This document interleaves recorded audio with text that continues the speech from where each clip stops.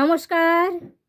শুভ নববর্ষের শুভেচ্ছা, অভিনন্দন ও ভালোবাসা জানিয়ে আরেকটি নতুন ভ্লগে আপনাদের অনেক অনেক স্বাগত জানাই। নববর্ষের এই শুভেচ্ছা বার্তা পৌঁছাতে আপনাদের কাছে একটু দেরি হয়ে গেল। বিভিন্ন কারণবশত পয়লা বৈশাখ আমার ভিডিওটা বানানো হয়ে ওঠেনি, তবে খুব একটা দেরি হয়নি। আজকে সবেমাত্র চৌঠা বৈশাখ।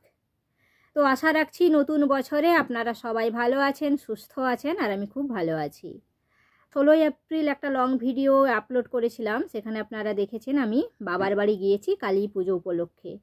তো আজকে আমি আপনাদের সাথে শেয়ার করব যে মেলার দিন মানে পুজোর দিন সকাল থেকে সন্ধে পর্যন্ত বাবার বাড়িতে আমি কিভাবে কাটালাম সেই ভিডিওটা।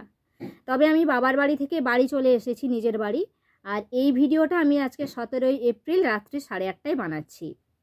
তো 18 এপ্রিল আমি ভিডিওটা ছাড়বো, তবে কবে পৌঁছাবে সেটা বলতে পারবো না, নেটওয়ার্কের ভীষণ সমস্যা।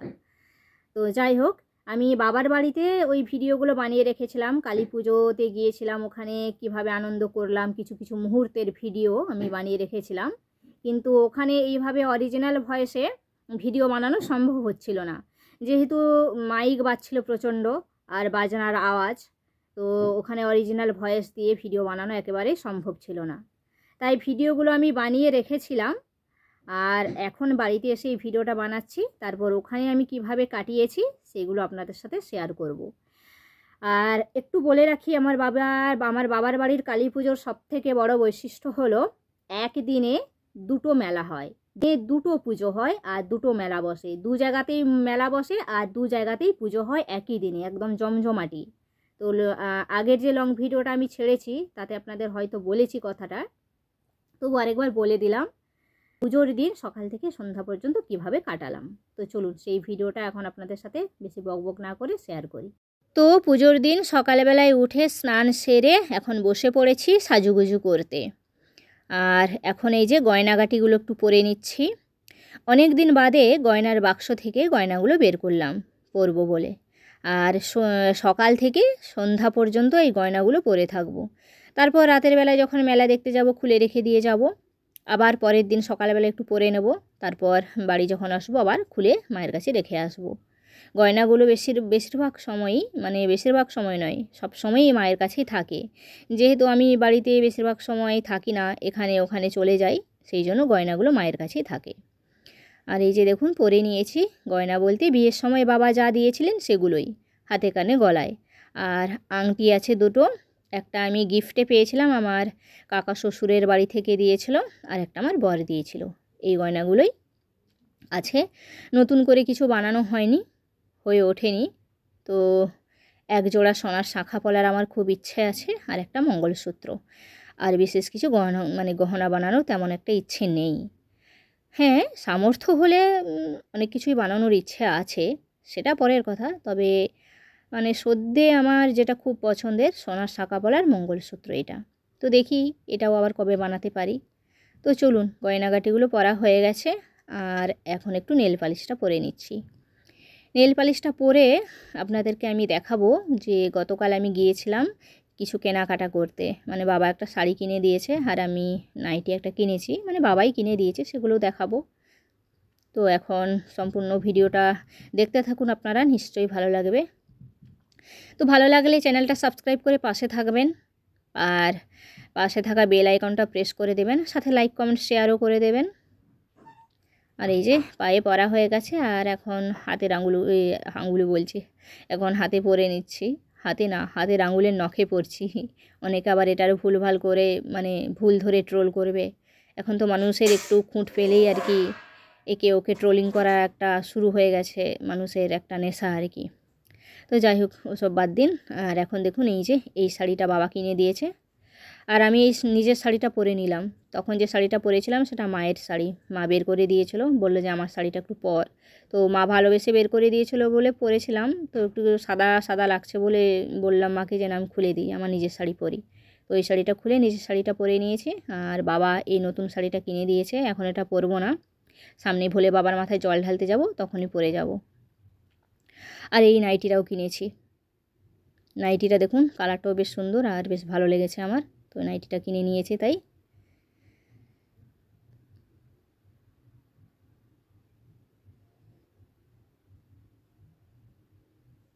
তো চলুন এগুলো পাট করে এখন রেখে দিই। তো জিনিসগুলো সব গোছগাছ করে এখন এই যে একটু বাইরে বসে আছি, আর আকাশটা মেঘলা, ওয়েদারটা বেশ ভালো। তো একটু বাইরে এসে বসলাম। তো সামনে একটা ফুলের ছোট্ট বাগান রয়েছে। ফুলের বাগান বলতে আমার বাবা নার্সারির ব্যবসা করে, বিভিন্ন ফুল গাছ চারা গাছের ব্যবসা।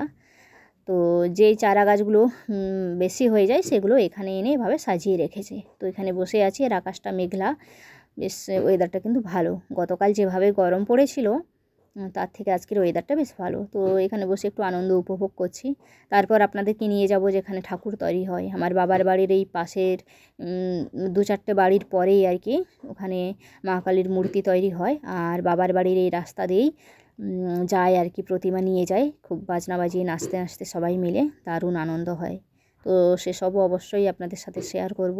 তো এখন চলুন যেখানে প্রতিমা নির্মাণ হচ্ছে সেখানে আপনাদের একটু নিয়ে যাই। তো এখন আমরা 3 বোন মিলে হাঁটা দিয়েছি গ্রামের রাস্তা দিয়ে। তো যেখানে মূর্তি তৈরি হচ্ছে, মা কালীর প্রতিমা তৈরি হচ্ছে, সেখানে যাচ্ছি, চলুন। তো এই যে দেখুন, এই রাস্তা দিয়েই যাচ্ছি। পুরো রাস্তাটাই এভাবে ঢালাই করা।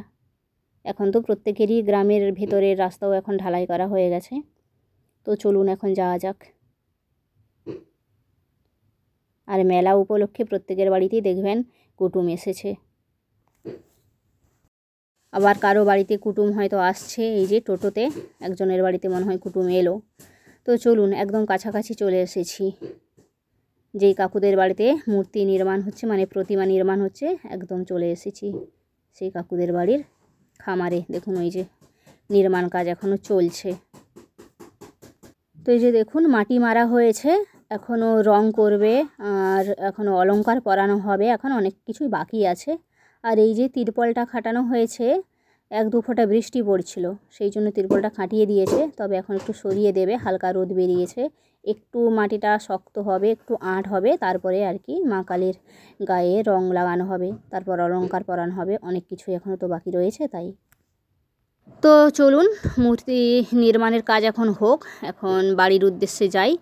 দুপুর হয়ে গেছে, এখন 1টা বেজে গেছে। দুপুরবেলার একটু খাওয়া দাওয়া করব, তারপর বিকেলবেলায় মায়ের সাথে একটু হাতে হাতে কাজ করে দেবো। হাতে হাতে কাজ করে দেবো বলতে মাকে বলেছি আমি লুচি ঘুগনিটা বানিয়ে দেবো, বাকি বাড়ির কাজ সব তুমি করবে। তো চলুন এখন বাড়ির দিকে যাওয়া যাক।